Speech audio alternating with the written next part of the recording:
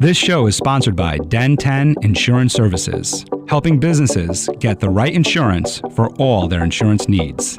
Visit den10.io to get a quote. DENTEN.io. And remember, when you buy an insurance policy from Den 10, you're giving back on a global scale.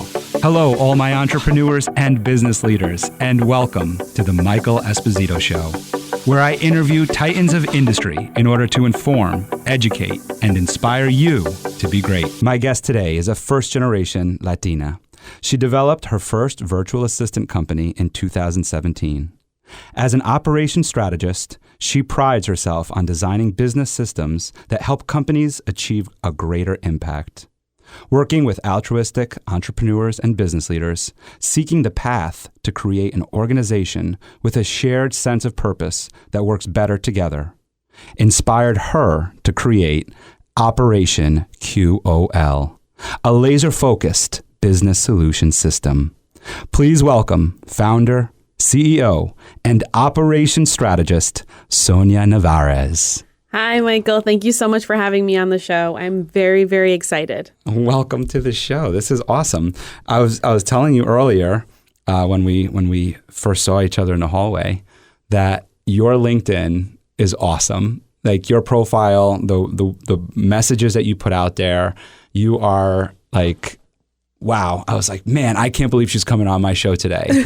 They talk about thought leaders. And I feel like so much of what you're putting out on LinkedIn is in that sector of thought leader, of like helping your business community understand what and identify their issues and then learn how to solve for it. And you put out so many positive messages and so many ideas. And then your pictures are so great. You're just always smiling, always happy. So I just love that. I love positive people. And I just wanted to share that your LinkedIn is just awesome. So thank you so much. I have a wonderful team of experts that really helps me curate that. And in addition, take those beautiful pictures to spice me up a bit.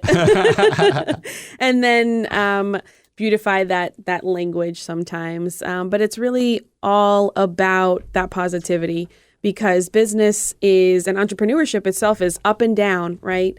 And it's really through that positivity and that support that you can kind of ride these waves as opposed to just crashing and burning. Right. Just noticed that this was a little bit low, so now I should be better.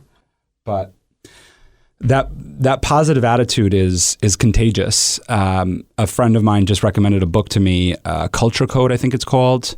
I'm not 100% sure what the name of it, but it's Culture something. And it speaks about, there was some testing done.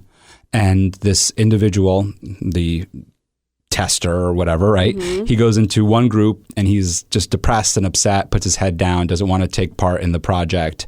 And so everybody in the project, while they were motivated to do the project, they start slacking. They start being like unmotivated and everything. And then in the other experiment, he is more positive, or there's this positive figure there. And then all of a sudden the positivity comes out. So it's so true, like in business, in the entrepreneurial world, on putting out that positive attitude. I think it's not shying away from the truth of that some things are challenging, tough, depressing, sad, identifying them, and then moving past that with a positive attitude. We were talking earlier before, and I forgot how I reframed it, but it was, I said something about my calendar, right? I said, I'm not good at blocking off my calendar, and reframing it into, which is true, right? But reframing it with, I'm getting better at blocking off my calendar. Yes. And that positive mindset, right? Yeah, absolutely. And it is incredible because if that one person on your team is bringing you all down, it really is hard to keep going, to start to innovate and think about these creative ideas to solve these solutions. Right. Now imagine that being your leader. Right. The leader is negative. The leader is going, steering this ship in this dark storm, and he is just not motivating you guys. You're not going to feel it. Right. And that really has so much to do with that positivity, that being able to ride those waves, that feeling that your business is a supportive structure, as opposed to just being this heavy weight on those shoulders. Right. And each individual person, not to go back to the ship analogy here, but each individual person really, their attitude, their positivity or negativity can affect the outcome of the business. Yeah, and we see that in a lot of businesses, and you see it. I think that we all see it firsthand when we walk into a small business where the owner is typically owner-operator. They're behind the counter. They're serving the meals, whatever it is, that kind of business. And there's maybe one or two employees, and you could feel it. And I think a lot of the times, and correct me if I'm wrong because you're the operations person here, right? But I think a lot of times it's because they become so in the weeds of what the business is. And I think for so many of us, when we get into business, we get into it because we're passionate about something, and we don't realize all of the other things that surround that passion, which are marketing, if you're not a marketer, right? In marketing, financials, whatever it is, buying, purchasing, selling, all accounts receivable, all that stuff, owning the building, paying the bill, all of that stuff, client interaction that maybe wasn't what you signed up for. Yeah, absolutely. I mean, starting a business, you're like, I'm going to go for it. I'm going to do it. And then you're like, oh no, like my Facebook ad is completely losing money, or oh no, I can't interact with my client or get in touch with them and it's been several weeks. Oh no, something is happening. And you're not necessarily all prepared for it, but you've still got that passion, right? This is your business. This is your baby. And so there's a factor that's easy to motivate. When you have staff and you don't share your core, mission, your values, your vision, the staff don't know where they're going. And so it's really important that everybody on the team is fully aware of that. If we're trying to sell the best ice cream in the Hudson Valley, everybody on that team needs to know this ice cream needs to be the best whenever you're selling it to anybody. Did you taste it today? How's it tasting? Right. And working together on this vision to accomplish it and provide the best that we can provide. I don't know if it's coincidental. I don't know what the right term is right now, but I literally just did a culture training for my staff That's wonderful. On Wednesday. So for all of you listening right now, Wednesday means nothing to you for when you're listening to this podcast. But it's within 3 days of this podcast that we're recording right now. It was 3 days ago. And the initial thought to putting on this training was actually because one of my producers, so I have an insurance company, Den10, and one of my producers, that's what they're called, they're salespeople, but they're called producers in the insurance world. We like to be like we're on set. I'm just kidding. Yeah. I'm just kidding. That's not right. But they're called producers. So anyway, so one of my producers said to me, hey, Michael, while we're out speaking with other people about Den10, I feel like we need a script so that we can better share the message of Den10. And I said, we don't do a script.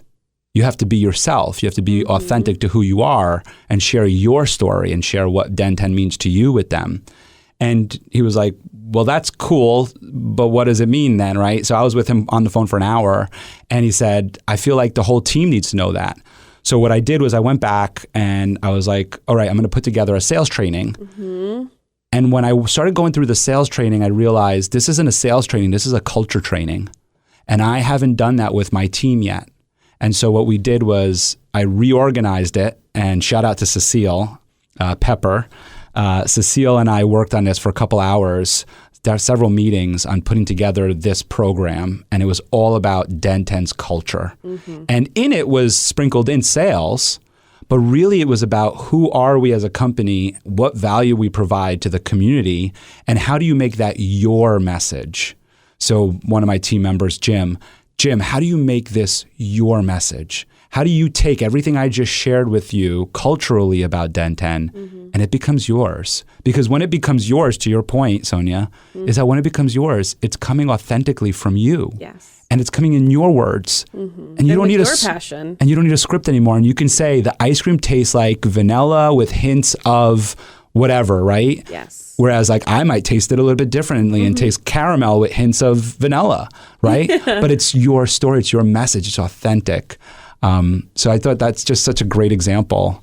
Absolutely. And it's funny because my operations brain just dinged a little bit when you were like, he asked me for a script. I was like, I love scripts. You do. I create my own scripts. But only because for me, I love that structure. I love knowing, okay, here's what I have to say, when I have to say it, how I have to say it. So I don't have to worry about anything else. However, I create those scripts for myself. Right. but it's based off of that mission, that vision. So what you did was you were like, let me not solve and put a Band-Aid on what they're asking me. Let me take it a step upwards. Let me strategize on how I can create a long-term solution for my company and make sure that each and every individual is aware of what this person may not be aware, right? Because if there's anything we learned in a classroom, whoever raises their hand is not the only one who has that question. It is just the only person who's going to be raising their hands to ask that question. I love that. So by you taking a step upwards and kind of creating this model, this training, you've now implemented this, I would call it a system in a way where you're saying, okay, everybody who joins gets this training.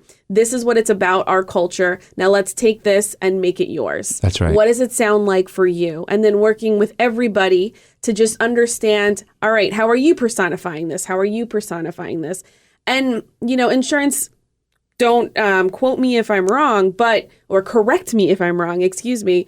It really is a business in where it's so much trust. And it's so much trust with that one person. So that person has to feel so much ownership of what they're selling and what they're doing.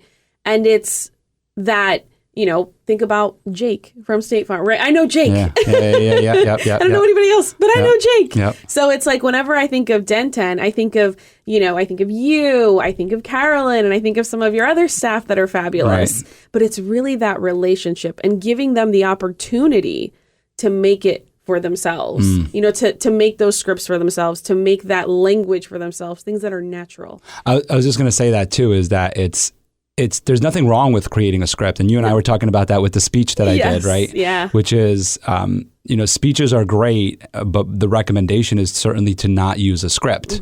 However, to script it first, create the idea, create the structure, as you said, which we're going to talk a lot about because that's what you do in operations, right? Which I am going to get you to tell everybody what you said to me earlier about operations. We're going to say that in a second, but there's nothing wrong with scripting. Is script it, but then learn that script, get the idea, understand what that script is about, understand why or did you script it, why did you use those words, the concept of it, when we say structure, the logistical format of it, of like what came first, middle, and end, and then now turn it into yourself. Just be you, because we all know that whatever you wrote on that script is not who you are when you speak to somebody at a cocktail party or at a family event, right? Exactly. So be that person. Be the person at a family event, at a cocktail party, whatever it is. Take that idea of the script and start sharing it with everyone.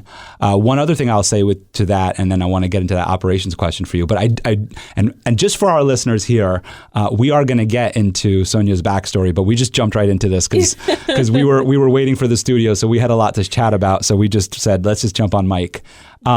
What I want to say about the insurance piece that you mentioned is I believe that trust that you're speaking about is true for almost every industry. You're And right. I'm only saying almost as to a saving grace of like, if there's anybody out there that has anything else. But it's, if you're a marketer and you're doing marketing, if, I mentioned Pepper before, I mentioned Cecile, she's my personal assistant. I have to trust her. I trust her with my logins. You know what I mean? So I think that anybody that's in business, and you mentioned this in your intake form with me about networking, anybody that's in business today, back then they needed it then too, right? But even today more so than anything, is building that personal connection, right? Yeah, I mean, authenticity over the last couple of years has become a focus, a center. It's not just about, hey, I'm Sonia. I do this, this, and this. Michael, what do you do? Okay, Right. Great. Awesome. And that's the conversation.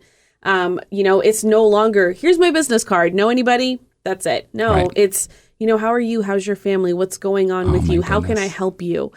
Getting to know these people, getting to know everybody, and really building a personal relationship. Because, when it comes to networking, the better the referral you make to that person, the bigger they will, the more they will trust you. And then the more that you build that relationship with that colleague, because you've just given them not just any client, but a client that fits, somebody that will really, really benefit from their service, and not just benefit from their service, but they've just met another amazing person that they click with, because that is huge nowadays. I don't want to work with somebody I don't like.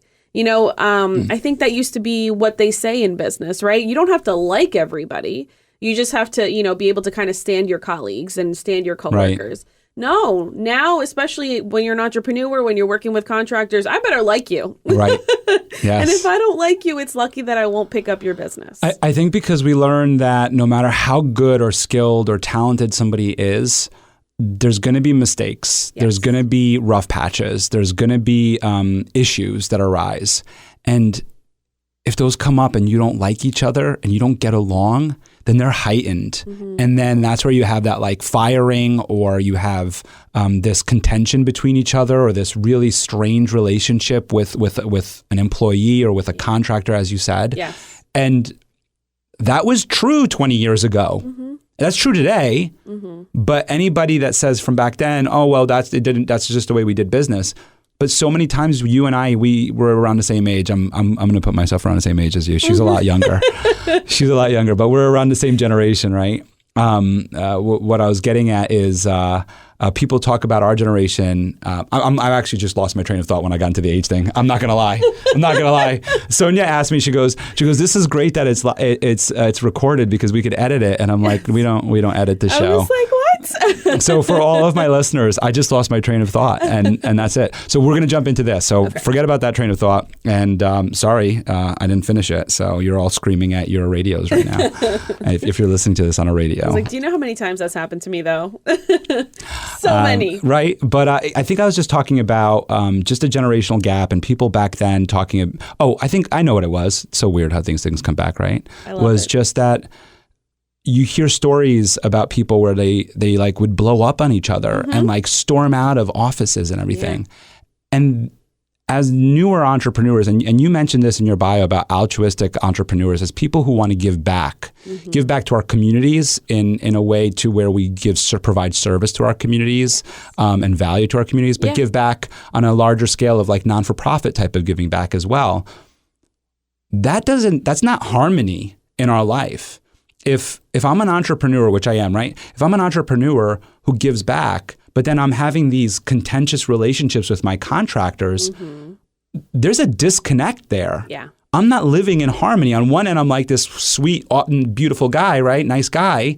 But on this other end, I'm this ugly, angry individual. That's not who we're trying to be as altruistic entrepreneurs. We're trying to live in harmony to where we have great relationships with our communities and we have great relationships with our employees and contractors, right?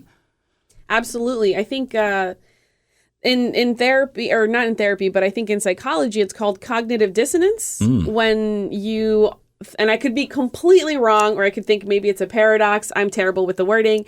But when you do something, but you're kind of doing another thing that kind of contradicts what you're doing. So it sort of negates it. Right. Or, you believe, I guess it's not being in integrity with yourself. Right. So I believe that autonomy is one of my biggest core values is autonomy. And if I'm micromanaging my assistant, am I living within my values?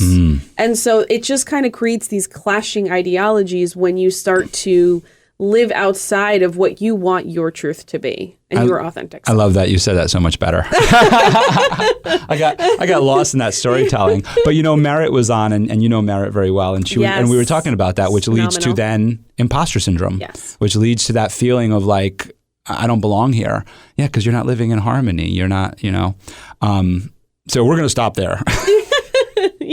Awkward transition. One of the things about this show that I love that's different than most shows is we can have this like flowing conversation, but I love to get to know the person across the table from me. And something that I think you pick up on right away when you read somebody's bio or something is when they mention their heritage in it. And there's other things that they mention, but when they mention their heritage, it stands out because it means this is important to them. And this is something they'd like the world to know about. And they're very proud of where they are today. And so it's something to speak about. And so I would like to know, when you put in your bio, Latina, right? What that means to you, why it was so important to you to have that as a part of your bio. Because you could have just said, I'm Sonia, right? but you said Latina. Yeah. So I was actually born and raised in the Hudson Valley area. Both my parents, my father is from Peru and my mother is from Colombia. They came over when they were in their late 20s and met here in the beautiful area of the Hudson Valley, and thus a love created moi and my siblings. And to be very honest with you, I grew up in for lack of a better terminology, a very white area, a very rural area. There was only maybe one other student that was of a different ethnicity than us in Rondout Valley High School, which is where I went to, which we love the Ganders. So it was very, very different. So I grew up thinking, no, I'm just Sonia. Like, don't label me. I'm just Sonia. And then I went to college. I went to school at SUNY Stony Brook, and I was just blown by the diversity, completely blown by the diversity. And there was a lot of segmentation amongst the different cultures because of different sororities and fraternities and groups. And so it was a very, very different view of the world. And then I went to graduate school and I lived in Chicago. So near South Side Chicago in kind of the Little Italy area. And that in and of itself is incredibly diverse and very different. And that was a different exposure for me. And when I came back to Manhattan, I went to Manhattan, I moved there for a job. The city is an incredible melting pot. But there was still a bit of different cultural differences between the different jobs that I worked. So I worked in a low income clinic, and the doctors and the nurses, they were very different than the patients. So what to me, the reason I'm mentioning all of this is because in so many different parts of my life, it wasn't necessarily important for me to say something like, oh, I'm Latina. I get, I get this, I get that. This is what I hear. Because I've been very fortunate, to be very honest with you, and I haven't experienced that racism that some people speak of. I have met very respectful people in my life, and I am incredibly grateful for it. But that doesn't mean that I haven't seen it. And that doesn't mean that nowadays, the reason I tell people that is because it is part of me. It is part of who I am. It is part of how I grew up. And it's something that I cannot oppress as I used to. Because, like I said, I just wanted to fit in when I was in high school, when I was in college, and when I lived in the city. I just wanted to be, a normal New Yorker, American, etc. But now that I really look at it, my personality, who I am, my background, it all flows and is part of kind of being that first generation Latina and having that kind of temper and, being very honest. And there's things about me that are cultural that I didn't really embrace until I accepted that identity. I really like the way that you laid that out. It's accepting your identity. I like that. I think that that's very important because you're right. We're very fortunate. I'm very fortunate in the position I'm in the life that I've lived, and same with you and what you just said there. But there are so many out there that aren't, and that are dealing with gender inequality, racism, all sorts of different inequalities, sex, all that different, everything that happens, right? Gender inequality. And so I hope that for our listeners, they can hear your story, hear what you're sharing with us, and feel empowered. Feel empowered about who they are. Because you're right, I think in high school, in our younger years, we're trying to find ourselves. So it's important to try to fit in and sometimes almost not be seen because like you said, like raising your hand in the classroom is scary. If I'm asking a question, I don't want anybody to think I'm dumb, and so it's really important to, as you grow and develop and experience new things, to then go back to your roots and be proud of them. And I really love that you are proud of it. And I love that you put that in there because one other thing on that is where you grew up in the Hudson Valley, and in the culturally in the area that you grew up in, it would be easy to just say, hey, you know what? I'm just a Hudson Valley girl, and Absolutely. and I don't know my Latin roots that well, so I don't get to say I'm Latin, right? I'm Latina, and that would be such a loss, right? Yeah. Because you do get to say that no matter what, because you do represent your culture, and I think that that's so important no matter where you are or where you're from. I'm Haitian Italian, and I'm very proud of that. And I've had to sometimes, not that I've ever been ashamed or embarrassed by it, but I've had to deal with that own, I don't want to call it racism, that's definitely the wrong word, but stereotype of that. Absolutely. I'm a white male, right? Well, forget about male, but just white. Yeah. And so it's like, you're not Haitian, but I am.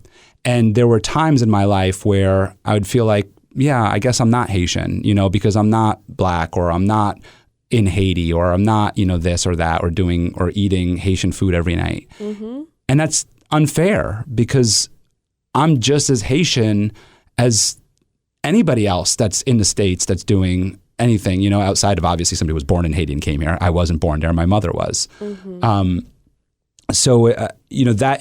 It feels good to hear it from you that way too, because I've dealt with that, and it sucks. It doesn't feel good to say I'm not something that I am.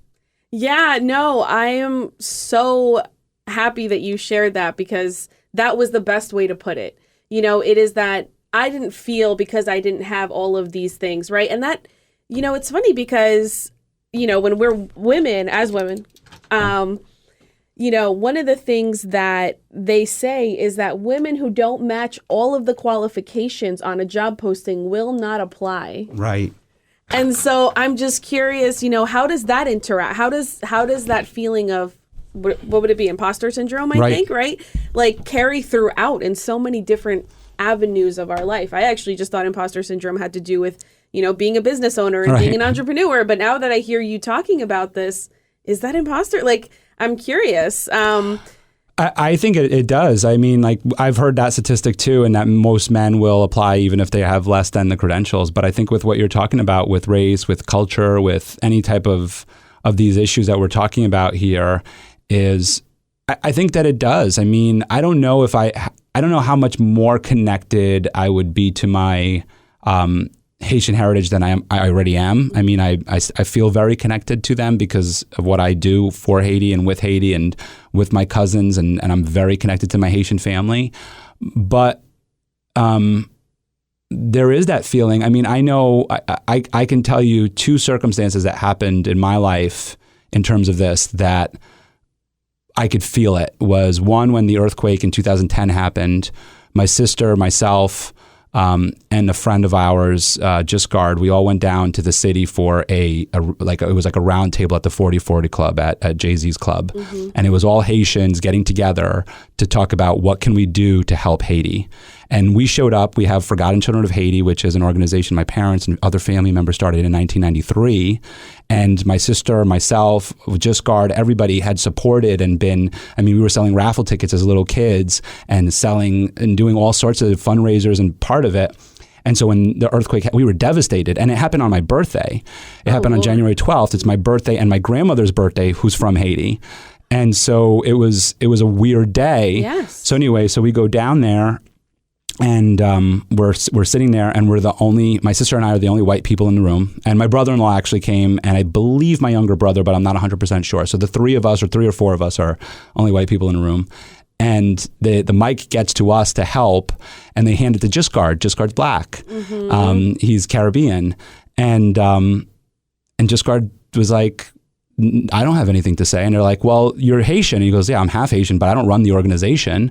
And he passes it off to Marie Noel and myself, my sister and myself. And he's just like, they're the ones who run Forgotten Children of Haiti. They're the ones who organize it. And the room was like, what?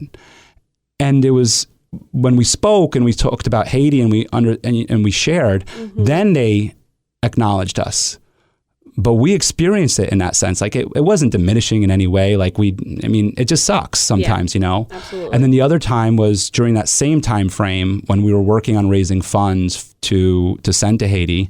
I had a journalist start questioning me about where the funds were going. And I was like, it's going to Haiti. And she said, well, when have you been to Haiti?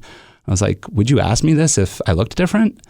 And, and I said, I was 9 years old the last time I went, haven't been back, but it's not because I don't want to go back. I want to go back, but my uncle told me no. My uncle, who's a cardiologist and runs medical missions there, he's from my mother's side, Haitian. He runs medical missions. And I had said to him, I said, I want to come with you on the next medical mission. And quite honestly, everyone, I love my creature comforts, and I am, I need to shower 3 times a day kind of thing. But that's why our family came here, right. for those things, for those opportunities. And my uncle was like, Michael, you would be more of a nuisance than you would be of help. So he's like, no, you raise funds in the States and we'll go and do the medical missions. So that's my story about all of that. So I love that you brought that up. Yeah. And, it plays into this idea, I think, of identity, right? Not just when I shared Latina, I also kind of wanted to think about, okay, well, that's a portion of my identity, but so is, entrepreneur, CEO, founder. And when it comes to operations, it's actually really interesting because when you shift from being a solopreneur, you shift kind of from being this dual personality of being an employee and a founder, right? So there's, have you read The E-Myth Revisited? Of course. Yes. Oh my goodness. Read The E-Myth Revisited. Oh my God. Yes. Over and over, Michael please. Gerber. Yeah. So, there's the idea of being a technician, and I can't remember if he calls the other one leader, CEO, founder, but just there's 2 different identities that kind of pull. And so many business owners, when they move from kind of that solopreneur to then leading a team, they do not start to associate with that identity of leader. And it makes you change. You have to change. You have to change your identity in a way from being somebody who's in the weeds to being somebody who can have that 360 view. And you're still in the weeds at the 360. And you're still in the weeds at that point. So you have to be able to compartmentalize a little bit. But, so it's very, very interesting, this whole idea of identity. And, for me, I'm an operations strategist. I love operations. I think about operations in so many different ways that people don't, that it's probably kind of weird. I think of operations as like supportive. People think of operations as, oh no, processes, rules, structure. Oh no, inflexibility. No. Operations is support. It's your care, because if you don't have any kind of structure, you're going to be in constant chaos. Those cortisol levels are going to be up and your body's going to start yelling at you. You're going to be, and not just your body, but potentially your wife, your partner, etc. They're going to be like, you're spending too much time there. There's no difference. You become your business. And as a business owner, you're not your business. Your business is a separate entity, and your identity is something else. It is leader of that business. It's founder. It's human, it's Latina, it's Haitian, it's etc. So we really have to think about, when we are running our businesses, what that means in terms of identity. I love that you brought up the E-Myth, because what you do has so much to do with that. And just for our listeners here, read that book. But he does speak about, he bases it on a story. I don't know if it's true or not. I believe that it's true because he was a consultant. So there's some probably truth to it somewhere. But he uses a baker, and she loves to bake. She bakes the freshest bakery items, bread, all that other stuff, right? And she just loves to bake. And so she thought she'd open up a business. And I'm going to make a long story short so that we can get to my question for you, Sonia, which is, she opens up the business and then she learns, I got to deal with the finances. I got to deal with sales. And she starts hating to bake. She starts hating it. And what he starts working with her on is start implementing people who can help those processes in order for her to get back to the things she loves, which is baking. And so if you hire somebody who can be your accountant, you hire somebody who could be your salesperson, you hire somebody who could be your HR, now you can get back to baking. And in your case, you hire somebody to be your operations who could string that all together. And so it goes to what I wanted to ask you is, what is operations? So operations, when you define it via the dictionary, just the straight cut and dry definition is anything and everything that has to do with, moving your business forward. which is incredibly encompassing, let me tell you. Scope creep is real for me on a daily basis, but only because operations has to do with everything you just said. It has to do with, getting the business to move forward, running it, with the accountant, with the, front, with the back, with the chefs. And so it really is someone who can not only manage all of those people, but it's somebody who can help manage you. Because what people don't realize is as a leader, eventually, you want to be able to be free to do so many things. You want to be able to be creative. You want to put down those technician roles, right, from the E-Myth, and then put on your creative hat, put on your visionary hat. I love calling my clients these visionaries, and I refer to them as altruistic entrepreneurs, but really they're altruistic visionaries, people who want to do good things and have beautiful dreams for the world, who want to do more than just run a business, make a ton of money, and service themselves. They want to really make a difference in what they're doing for their customers, for their clients. And so operations, you could end up doing anything from, helping the administrative assistant really figure out how some technology works and training them, to then, going towards annual planning with the CEO. It is anything and everything that has to do with moving that business forward. Now, one thing that you said that I want to point out, and not necessarily correct, but think about, which is you said you want to hire somebody to do these things. You want to hire this accountant to do these things. No. You want to bring people on who love what they're doing. So you want to bring on not just an accountant, you want to bring on an accountant who loves numbers, who's passionate about numbers. You want to bring, on someone for customer service who loves people, who loves the customer, who knows that they're first and will do anything to advocate for that person. You want someone to advocate for those numbers. I advocate as an operations person for the health of the business, and sometimes I think about the health of the entrepreneur because sometimes they forget that they need to eat or sleep. Right. So I give them back time so they can do all those things that they need. But I'm really here to advocate for the health of the business. So I look at, are the employees being as efficient as they can be? Are you being as efficient as you can be? Are we doing these processes and procedures? They're meant to be foundational. They're not meant to pigeonhole people to do things step 1, step 2, step 3, step 4. What you said was incredible. You were like, I like to make a script, learn it, and then run from there. And that's what processes really is. It's that foundational steps to then kind of take it, make it more creative, ensure you're accomplishing what, the outcome is supposed to be, but do it in the way that you feel is organic, that you feel is natural. So what processes end up coming down to, right, are habits. So I have a process in the morning where I wake up, I brush my teeth, I take a shower, and, I get dressed. So that's my process. But, some mornings I wake up, I know I have to take a shower, I know I have to brush my teeth, and I know I have to get dressed, but it's not all done in that order. And sometimes I don't feel good, and we can't do everything like the way we need to do it in this step by step. So we mix it up a little bit, but the process still gets done. I like that you said that too, because I was thinking about this other book, Atomic Habits. I love it. Right? Love it. Read it over and over again. And the power of habit. That's right. It's the same thing. It's what you just said is, my wife, I think, taught me habits more than anything, in that of she's got a morning routine, she's got a nighttime routine, and I fought it for years. I fought it. We had kids, and I realized how important it was with the girls, with Denise and Tenley, on putting them in a habit. And I started falling into the habit of the things that she did, and my life changed. I mean, that's when I was able to start developing the Michael Esposito show, Den 10, all these. That's when the creativity was able to thrive because of what you're saying. The processes were there. So it's like a lot of those things went into autopilot now. Exactly. It's like my morning routine is autopilot. My nighttime routine is autopilot. I don't have to think about those things. And so life is easier.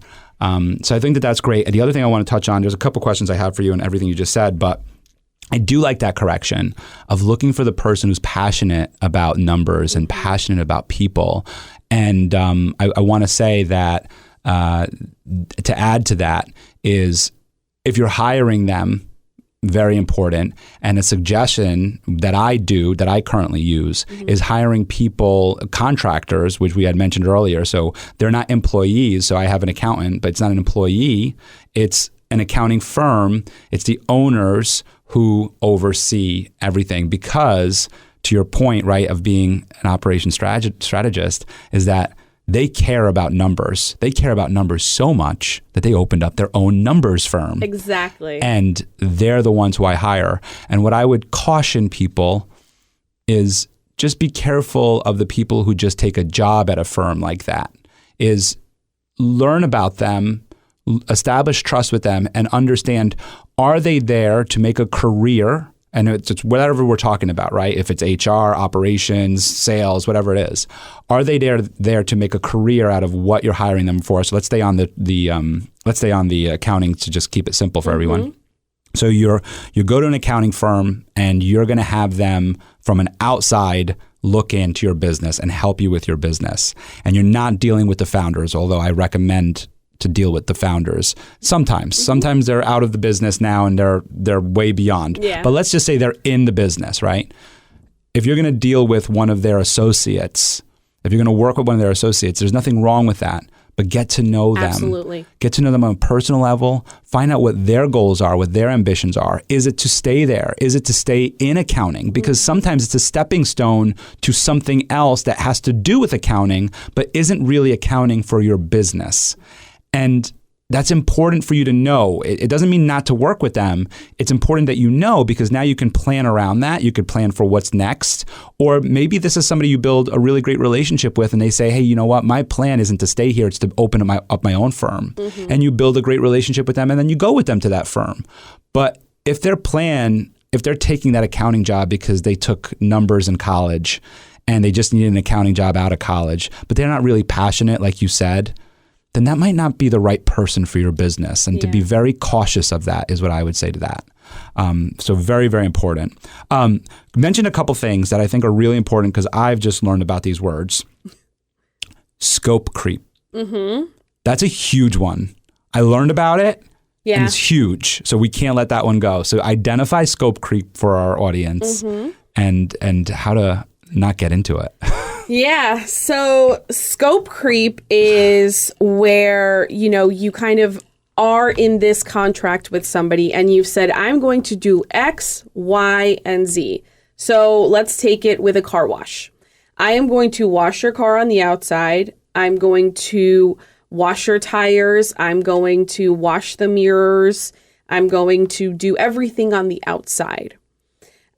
Scope creep is when someone is like, the mirror actually has an inside portion. So even though the outside is clean, the inside isn't.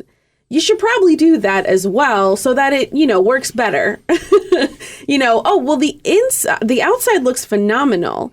But if you look at the door on the inside, it's dirty. So when I open it up and it becomes the outside, all of a sudden this part is dirty. So, don't you think you should take care of this? So it's basically having people or going outside yourself, which I'm guilty of a lot. I have an issue with boundaries. I will not lie. I am working on them. But sometimes I tend to say, oh, you know what? This, I've noticed that your flower here, even though you've contracted me to do this set of flowers here, this other flower patch is making this one look bad. And I don't feel like my job is done well if this is looking bad. So there's just a lot with scope creep. But basically, in a nutshell, kind of what it is doing more than you said and are contracted for. And the issue is you end up being resentful because you feel taken advantage of. You're like, I'm doing this. This is great. But as much as people are wonderful, what is that saying? If you give a mouse a cookie, he's going to want the glass of milk. Yes. I've read that book a few times. Yes, I love that book. The girls book. love it. I say it to people all the time because there's a lot of givers in the world and there's a lot of takers in the world. And sometimes without you realizing it, you end up becoming a taker. And it's not your fault, so there's just a lot of things going on. So scope creep can be real. And the way that you can kind of overcome that is be as transparent as possible. One of my core values for my business is actually radical transparency. I want you to know exactly what I'm doing, when I'm doing, how I'm doing it. And that's why we have an action plan that I build out with my clients so they can look at something. Or we have a project management tool that they can see, oh, Sonia's working on this, this, and this. I'm supposed to be working on this, this, and this. We all know what's happening across the company. So, there's this just transparency. And if there's anything that is outside, if they've asked me for something, have a very honest conversation. If you come from a place of honesty and authenticity, 98% of the time, it's going to be met with the same kind of form of treatment, with the same kind of respect, right? That's the law of reciprocity kind of thing. I think it's the law of reciprocity. Yeah, you give something to someone and they give it back. Yeah. So it's like, you come to me with respect, I'm going to treat you with respect. So, those are just two core things that I think everybody should be doing to avoid that scope creep. And also the third thing I would say is to forgive yourself. Because I know I make myself feel bad more and more when I say things like, I shouldn't have done that. I shouldn't have done that. I shouldn't have done that. Because should, is the enemy of kind of progress in a way. It's the enemy of compassion sometimes. So that scope creep it can be real, and sometimes it's okay. I will say, sometimes if I've been contracted to water this plant bed and not this plant bed, but I can do it, I will. I would say too, in what you just said there, I want to add there the should part of like shoulding. Another great way to resolve that for yourself is, again, reframing it into I could do this. I could do it if I wanted to do it, right? If I want to. Yes. And then that leads to what you just said about watering that other flower bed is if I want to. And realizing that when you do something that's outside of the scope of work, you're doing it because you want to, not because they're making you, because that's a whole other conversation, but because you're saying, I washed the outside of this car. It's beautiful. But when I open the door, I don't like the way it looks. And I want to clean the inside of the door. And I'm going to do that for this person because I want to do that, because it's in my integrity to do a full job like this. Now, there's another piece of scope creep that we didn't talk about yet, which is that you're, as a leader now, you're an entrepreneur, and we go back to that baker in the technician, right? And you are a perfectionist. You're a leader. You're a visionary. You have an integrity of, I need to go above and beyond. And that's like part, I think, of being an entrepreneur, because if you don't have that feeling of I need to go above and beyond, if you don't have those visions or anything, then you're very comfortable just being a baker. Nothing wrong with that. Not at all. Nothing not wrong. At all. But that is why we jump from being a baker to being a bakery owner, is because I'm like, there's something I want to do different. There's something I want to, right? So anyway, if you're going to go above and beyond, identify what it looks like. And maybe that becomes your value, and that becomes what you say when you go to wash that car. You say, hey, look, I do above and beyond service. And I know everybody comes and washes the exterior of the car, but my value, my integrity is that I wash the exterior and I wash the interior. And therefore, my price is X. So very important, because as the leader, you're going to go above and beyond.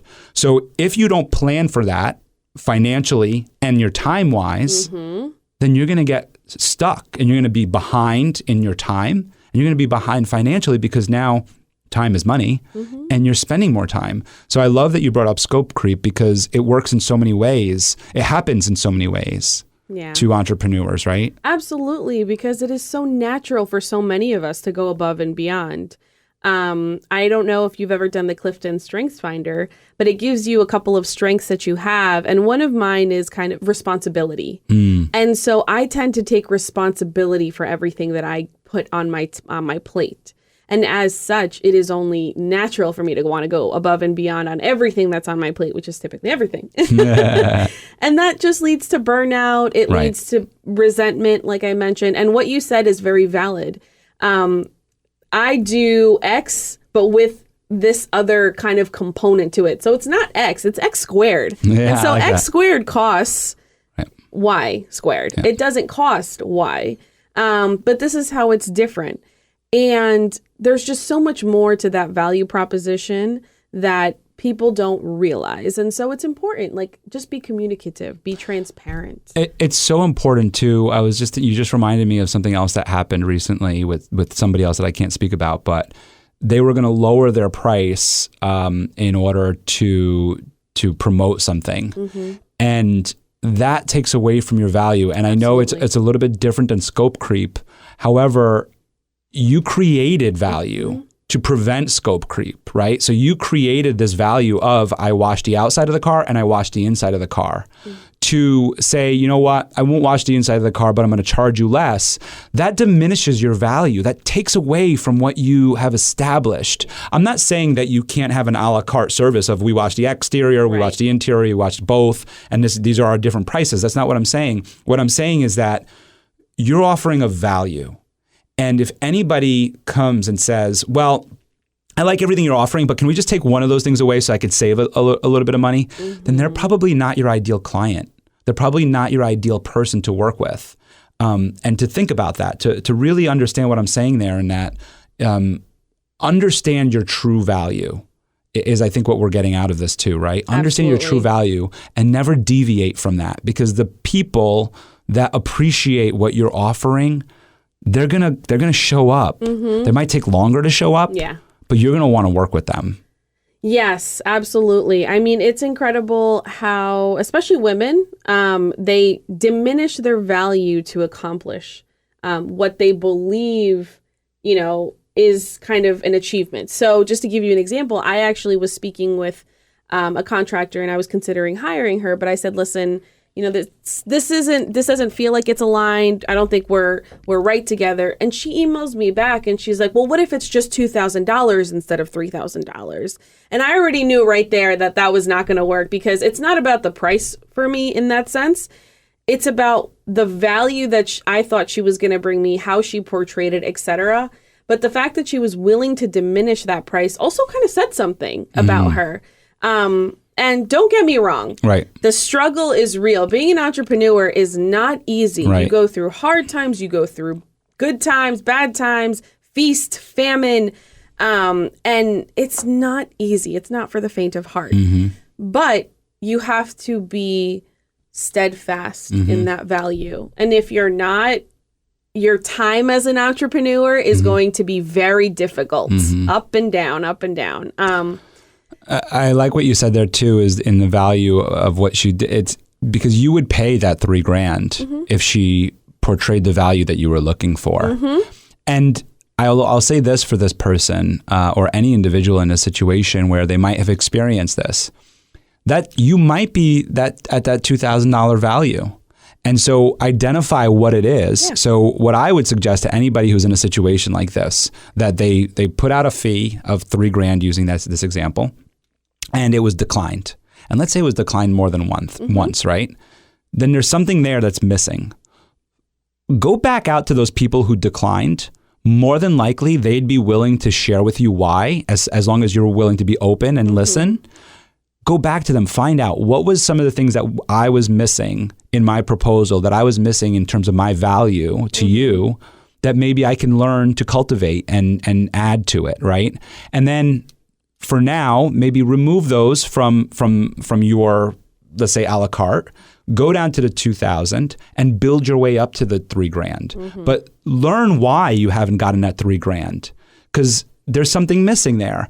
I learned that because that public speaking is very challenging in terms of pricing yourself. Absolutely. And that was a public speaking coach had mentioned that was if you're putting a price out that nobody's receptive to, then you're overcharging for yourself. So you need to go to where the market is, understand what they're looking for in that other price point, and then start working your way up to that price point in your skill. And then put that price point out there. And as you start landing that, then you could step up again.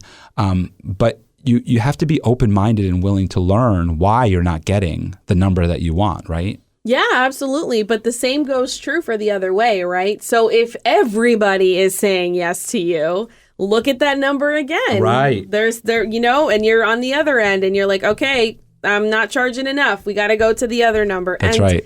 No matter what, there is a level of uncomfortableness. I had a business coach recently, and I'm not going to say she made me like raise my prices, but she strongly urged me to. Yeah. And I knew I had to, but it was uncomfortable. I was not comfortable charging what I charged for a while, and not because I didn't think I could bring the value and bring the support and bring the manpower behind it, but because I was never taught to value advising, knowledge, service like that. I was taught that the hours that you put in are what you get paid for. And that's it. We work 40 hours a week. I get a salary. I am here X amount of time, and that's what you're worth. So this idea of being an entrepreneur and charging more than you might make at a full-time job was very scary. And so I can imagine how so many people out there are undervaluing themselves.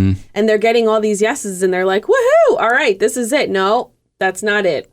That means we got to go up, and we got to have a system. Don't feel bad. After 4 clients that have said yes, we raise our prices by 10%. Or, and then raising prices on clients is scary. So there's so much of identity and also just of mindset, right? And that's why we have people like Merritt who are wonderful to help us with our mindset. Yeah. Because I've worked with her in the past as well, and she's phenomenal.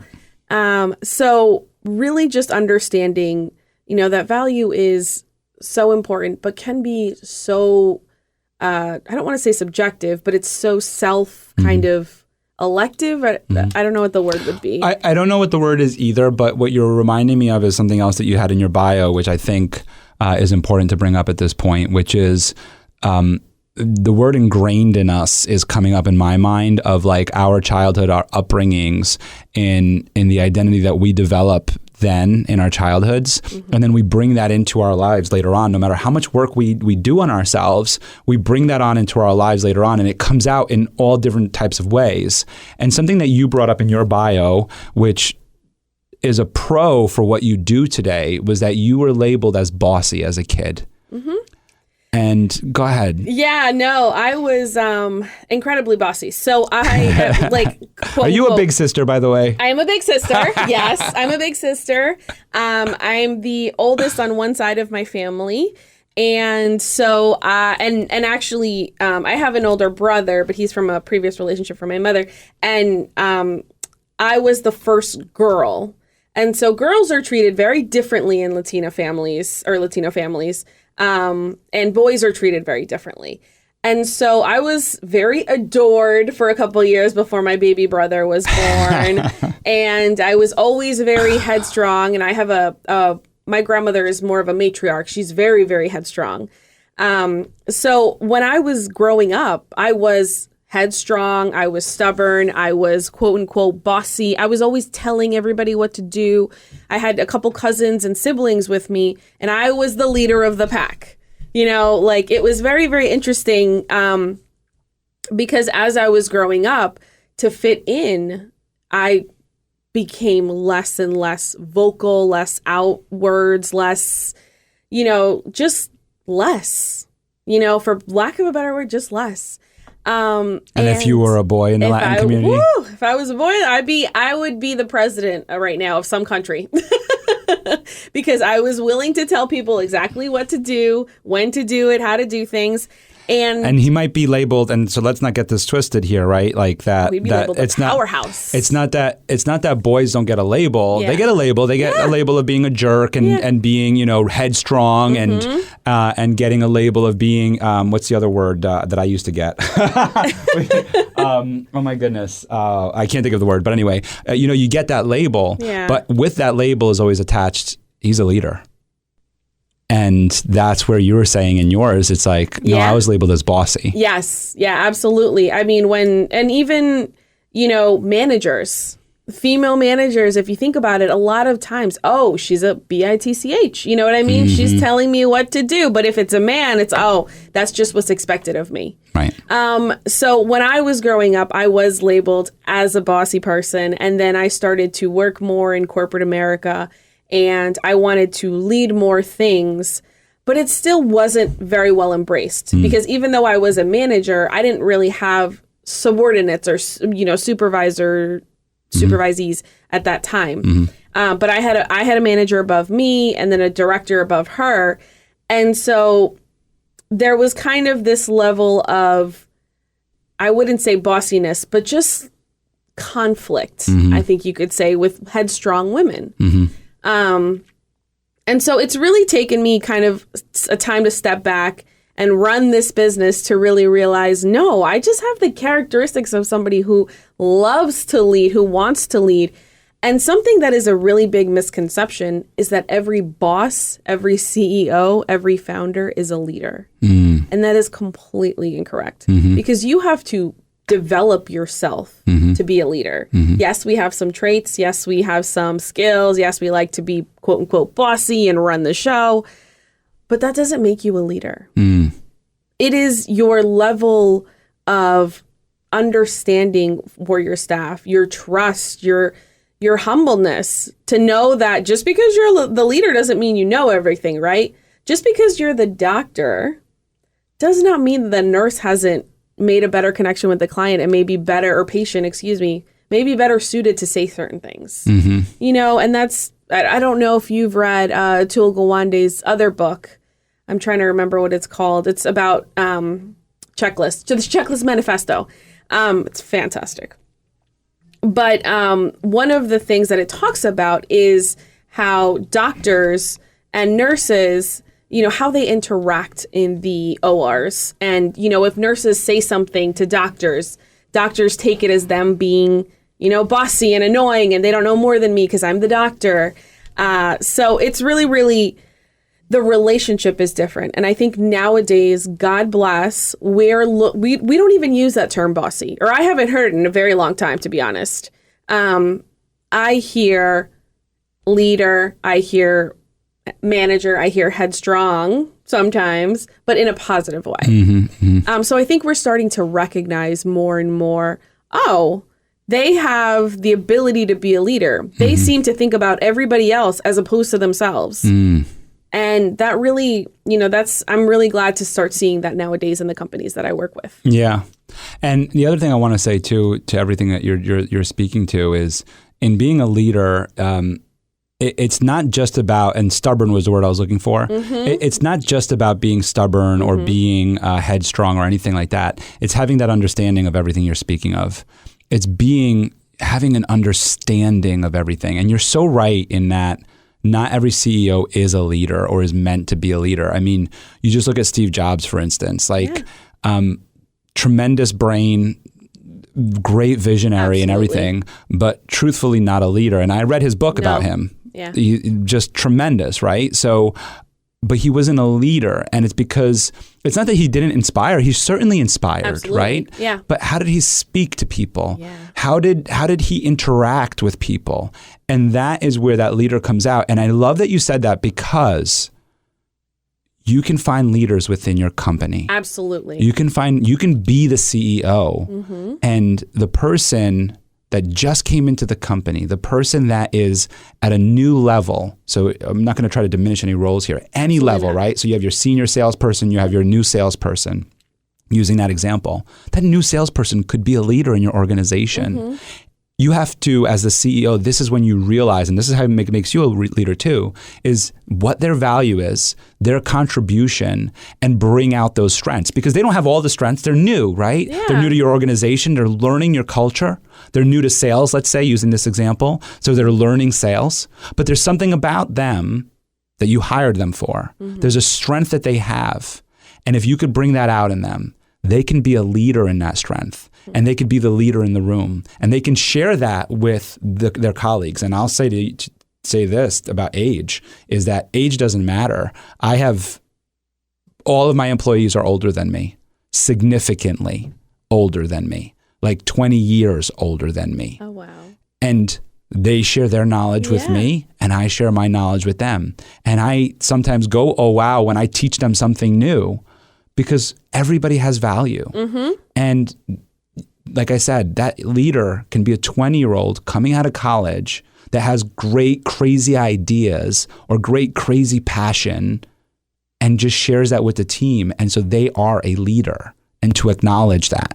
Absolutely. I mean, it's very, it doesn't come with age, sometimes it comes so much with your desire, your experience in terms of what have you lived through? And then in general, what do you aspire to? What is your ambition? I mean, I met somebody who had run a company. They were actually looking for a job because they were tired of running a company. They had just sold it. They didn't want to build another one. And they were just not a right fit for the company that they were interviewing for. They weren't that type of leader. We want people who want to succeed, who want to go above and beyond. And I don't mean that in the sense of, oh, you have to work 100 hours. No, but to be there for your staff, to exhibit this like leadership role, really. And I have a colleague who's maybe 23 years old. He's just finishing college. Amazing. Born to be a leader. And he's rough around the edges. But it's like, it doesn't matter, age. It doesn't matter even sometimes what degrees they have under their belts. Right? It's really, really about kind of this internal desire, ambition, and I think really humbleness. I like that too, like that you said. By the way, I want to meet this person now. Absolutely. I knew that from the minute you walked in the door here, because I know that, we were introduced by, I think by Merritt, right? Or by Katie, one or the other. Could be Merritt, could be Katie, could be Cecile. You and I, we hit it off right away. We were chatting it up, and here we are an hour in chatting it up. And so I know that we have so much to talk about, but I want to just go to the networking thing, because I feel like the whole leadership conversation leads to this in building a connection. And I just want to go into your philosophy on building a connection, because you said this is kind of like newly learned. I think it's newly learned for everybody today, right? Where we were brought up in the networking environment of, here's my business card, here's the services I provide, here's what a good referral looks like for me. And then you move on to the next person, and you go to a networking event and you say, I want to meet 20, 30 people tonight. And you leave, and it's a success if you had 30 business cards in your pocket, right? Those days are gone. Yeah. So I want to hear about your philosophy on that. That's funny, because I feel like COVID really opened my eyes to that. I had gone to a networking event prior to COVID, and it was one of those kind of speed dating networking events, right? So it was like, oh, hi, this is the so-and-so. Oh, hi, this is so-and-so. Oh, hi, this is so-and-so. I do this, I do that. This is my job. Okay, nice to meet you. Next. So it was like this. And if you met 3 people and got 3 business cards, for me as an introvert, that was a success. Because I'm an introvert. So those dog eat dog, like, hi, how are you? Like, oh my God, I was having panic attacks. So I started to realize, and the more and more that COVID kind of hit, it wasn't about like, because I tried that virtually, saying, oh, what do you do? What do I do? How can we help each other? And then it's kind of like, check, that's done. I forgot about you. Never mind. But love that you just said that. 100%. Yeah.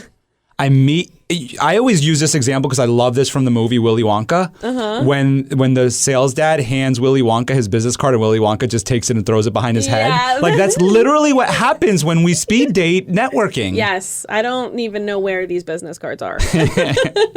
So basically, when I look at networking now, I'm learning that it's kind of like making friends.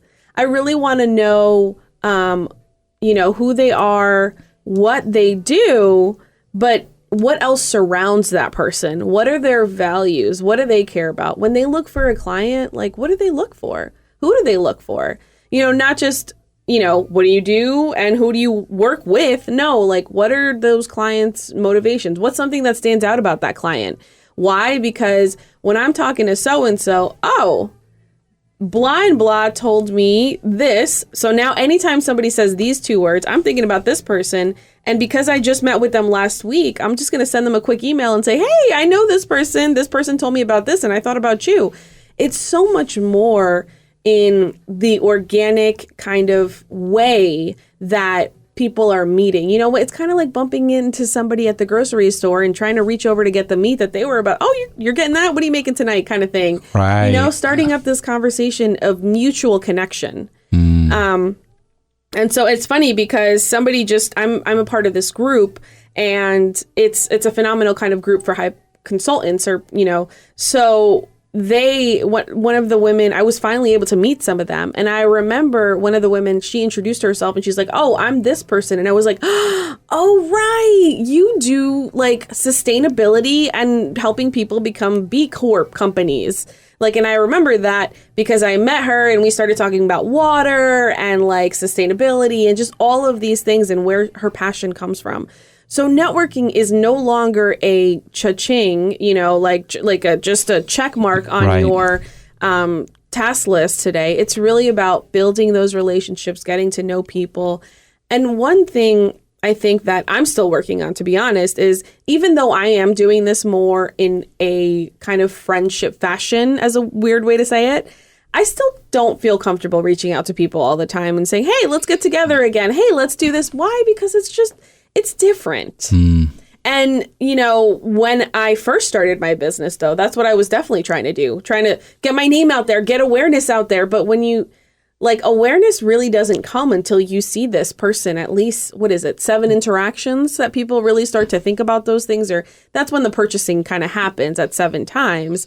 But with people, it's kind of the same. Like, you got to keep reminding them, oh, hey, I'm Sonia. I do this. I'm over here. Like, that's why some of these other types of, you know, large networking events no longer are staying large. They do breakout rooms now. I don't know if you've been a part of those. Yep. So it's like they know there is value in deeper connection and deeply getting to know each other, as opposed to just this, hey, everybody, go around the room, tell me what you do, who you are, what you serve, etc. And because we're a part of the same group, we're all definitely going to like refer each other, because I'm not going to refer anybody to my clients that I don't myself trust, that I don't myself believe they have the capabilities, and that I myself wouldn't work with. Right.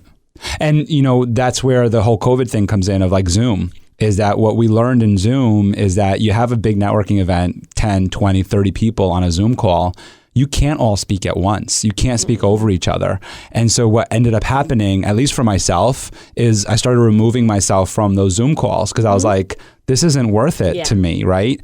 But what ends up happening is that then I started having more one-to-one Zoom calls and building those relationships that we're talking about. And that's also when I developed the Shining Light that you were talking about earlier with me, the podcast, the video podcast.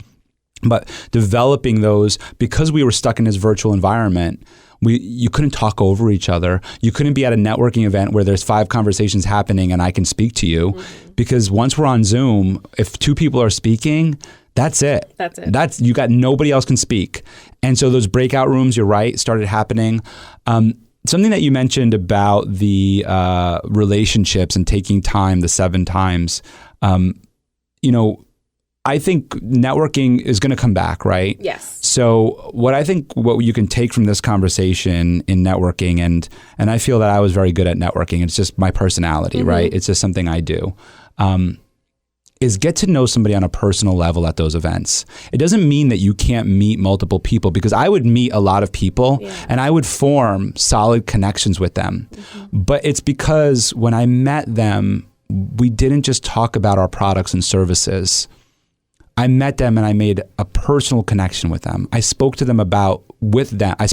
them about our lives, right? Who are you as a person? Where do you live? Where are you from? What do you like to do? What's your family like? Why are you here tonight? Who invited you?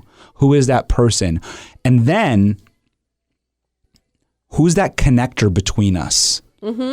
Who's that Cecile? Who's that Katie? Who's that Merritt between us, to where when we do lose connection after tonight, I get your business card. I kind of remember you. Yeah. I know that you're Sonia. You live in Kerhonkson. Sorry, I blew that up. I was like, wait, no, I don't. Though. Right. I live in Kingston. Oh, you live in Kingston now? Cool. But I know about you. But wait, what does she do again? Yes. Oh, let me reach out to Merritt because I speak to Merritt weekly. Yeah. Hey, Merritt, do you remember Sonia? Could you give me her contact info? So find out who that connector is between the two of you, because that person is like the glue between you people. And while you form that personal connection, remember that connector, and you could always go back to that connector and say, hey, Merritt, I'm having an issue with operations in my company. You have anybody you could recommend? Oh, well, Michael, you met Sonia at that networking event. Oh, yeah, she does operations. Oh, that's right. Yes. And then you get, so that would be my suggestion is you could do it on Zoom right now, but as we go back to real life again, to life outside of Zoom, form a personal connection to where what your question is about, like, well, do I call them and meet them up for coffee? I don't really want to do that. You don't want to do that because a lot of times you don't feel like having another business conversation. Yes, absolutely. But if you're meeting with a friend for coffee, which I call all of my people friends, like Cecile's my friend, Katie's my friend, we all work together, but they're my friends. I don't have any friends outside of them anymore, right? Like, right? Like, I don't have time for the right, but they're my friends. So when I meet with them, we're talking about creative, we're talking about business, but we're also talking about their dog, their life, their family, what they're doing, what they're up to. And we care about that. And it goes back to what we were talking about earlier, is like, that's why it's so important to work with people that you get along with and that you care about and that you share the same values, because then you could grab a cup of coffee and it's fun. Yeah, absolutely. And what's really, I think, huge is you can meet people in the same industry because nobody is anybody else. It sounds weird, but you know what I mean? So it's like, Michael, I may know you in insurance and I know Sally in insurance, but Sally and you are two totally different people. I would never refer the same people to you that I would refer to her because there's just such different personalities. Also, I made Sally up. Just to clarify. But, so it's very, very, people are like, oh, I don't want to make more friends in the marketing field because I have this friend and she does all this marketing. No, like, the very different people need very different things. That's and I right. think that's why expanding your network in this organic kind of, and I keep using the word organic. I'm trying to find a better word, but it's really just this natural type of relationship building. Yes. Something that is less self-interested and more collaborative, more community interested, more, other focused. I think the more people that you know within your industry, the more knowledgeable you become, the stronger you become. Absolutely. I think it's just better all around. And if you're looking to grow, that's how you grow. You're right. I'm in insurance and I have great insurance colleagues. I had one on my podcast, Rob Bowen. I mean, I was telling you about Ramon this morning and we were talking about events and me sponsoring events. And I was like, you can invite other insurance brokers. I don't care. And when you don't view others as competition, it's incredible. Yes. It's incredible because now you've just expanded. I don't know how this analogy is going to land, but I heard it and I heard about this happened and I've been trying to relate it to what we're talking about right now. So maybe you can help me. I don't know how true this is either, actually, because this came out of HBO series about the Lakers, which mostly is false from my understanding from Jerry West and Magic Johnson. But Dr. Buss owned the Lakers, and actually it was his daughter that talked about this. So maybe this is true. And at the time in the 70s and 80s, 80s is when he bought it, or late 70s, doesn't matter. They only televised games when they were away. And it was because they wanted to get people in the seats. So if a Laker game was at home in LA, they would not televise that game because they wanted the people in the community to come to the game, because that's how they made money, was by selling ticket sales. Right. What he did, he was one of the first to televise the home games. And what he said to his daughter, which now I realize is actually, this was coming from her, from Jeannie Buss, who is now the CEO of the Lakers. What he told her was, by televising our games, we're actually expanding our network, because now we have the people in the seats and then we have the people outside of the arena being able to watch the home games and become Laker fans. And so that's how I think about when we're talking about industry, about using my example of insurance, right? As the insurance broker, expanding outside of my own insurance house of Denten and having all those insurance brokers around me being my bigger champions and imagine if another insurance agent recommends my agency, then damn, yes, you're going there. Absolutely. Absolutely. And I think one of the other things to think about is you never know who knows who. So, whether it's, that person and their brother, even just thinking about what you just said about the Lakers, like, even if it's a community member, that community member could be at, have a cousin in an away city, and all of a sudden that cousin is visiting, and now they're going, that person who's a fan is visiting the cousin, and now the cousin and them and the family are all going to the Laker game in this away stadium. Arena, yeah. Yeah, like you don't even know who knows who at this point. Right. And, not to make it sound more transactional when you're getting to know people, but I think the biggest, moral of the story is that you really have to be open. Yes. Open to opportunity, whether that is collaboration, whether that is strategic partnerships of some kind, whether that is, just straight kind of referrals from somebody else, or whether it's coming on a podcast, even though you know that you're an introvert and you're very deathly afraid, but you're still okay. You have to just be open to opportunities. I love that. And I love that you just said that, because I think this is one, you're on like the top 3 to 5 list on longest podcast. Oh my God. Normally, we usually make an hour. An hour 20 is, I don't want to say special guest, but typically it means like the chemistry is alive and it's hard to stop. It is. It's been wonderful. Thank you. It has been wonderful. I want to end with your quote, which is, "I can lead a horse to water, but I cannot make it drink."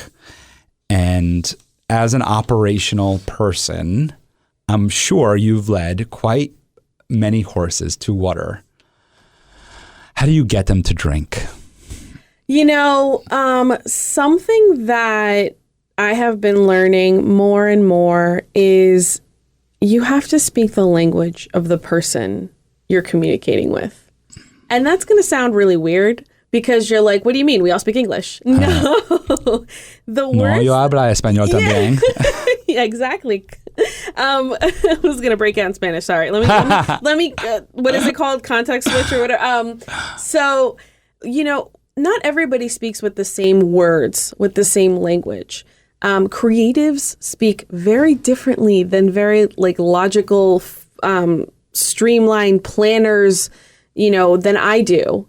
And so when I speak to my leaders, when I speak to my clients, I really think about, what are your core values? Because that's what's important to you. I have a client, he values loyalty almost above all else. And when I speak to him about ideas and things we need to do, I think about it from his perspective. I think, how can this strategy increase loyalty amongst our staff? And I say that too. Like I say our, because I really act like a partner with my clients. I work with them to improve their business, but also to help them have a better quality of life. That's where QOL comes from. And so one way to get my clients to drink that water is to speak their language, but also to be patient. It sounds, I'm a go person. I'm an overachiever. I'm a type 3 on the Enneagram. I'm all of the above. And if I could go 80 miles an hour, I would. But not everybody can go 80 miles an hour. And no matter who you're working with, they go at a different speed. So being patient enough and walking them through things using their language that maybe you wouldn't normally do. That is how I think I've been able to best connect with the people I work with, and also to respect them at their level. Not everybody is and will be this vision that they have. Sometimes we have to change it to accommodate things that are happening. Nobody thought the pandemic would happen. Right. Right? Like who people are now prior to that pandemic looks very different. So I have been blessed to work with people who are ready to drink the water, even though they may not know how. I like that you talked about language, and because that relates in your business, but we go back to the whole leader that we spoke about today, is communicate with your staff, communicate with your employees, with your contractors, with your community, the way that they need to be communicated with, the way that they understand. Don't speak down. Don't speak from a different, book or thesaurus, right? Using large words. Speak with them. Speak their language. I really like that you said that and appreciate that. This has been awesome. I've had so much fun with you. I feel like I just met up with an old friend. I know. I was like, I'm not going to lie to you. I was super nervous before I came in. I was like, oh my God, this is going to be for 45 minutes. But like, how am I supposed to speak for 45 minutes? And it's been an hour and a half. You'd be surprised. So You're welcome. You'd be surprised. There's so many, and this is so great for our audience to hear is you're welcome to come on the show. There's so many introverts that think that they can't speak and they don't know how it's going to come out. Yeah. And I encourage them to come. I encourage you to come to the show because you have something to say. And I promise that we're going to get it out because that's part of the intake form. That's part of doing that because I get to learn about you and we're going to draw it out because once we get into this setting where you can share, introverts talk. Introverts talk. People have a misconception. Introverts talk. Oh, no, I do. You just need to have the space to do it. And so that's what this is. So I am so happy that you came on. I'm so happy that you got to share your story. And I feel like, we hit it off quick. Is there anything else that you would like to share with our community before we wrap up? I know that you do a lot of work in the community too. So I don't know if there's anything that you want to highlight real quick. Oh, now you put me on the spot. No, then don't worry.